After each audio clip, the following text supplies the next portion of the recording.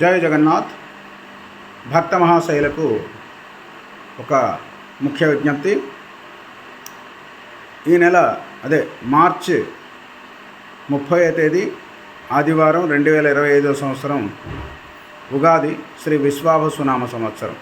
దానికి ముందుగా 29వ తేదీ శనివారం నాడు అమావాస్య, దాన్ని కొత్త అమావాస్య అంటారు.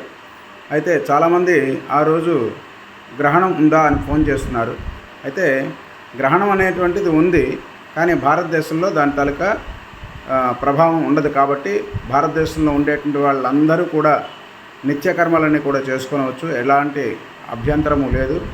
అలాగే గర్భవతులు, మరి మిగతా వాళ్ళు అర్చకులు వగైరా వాళ్ళందరూ కూడా గ్రహణ నియమాలు ఏమీ పాటించాల్సిన అవసరం లేదు.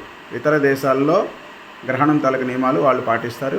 భారతదేశంలో ఉండేటువంటి వాళ్ళు ఎవరు కూడా ఆ నియమాలు ఏమీ పాటించాల్సిన అవసరం లేదని ఇందు మూలంగా అందరికీ తెలియజేస్తూ ఉన్నాను.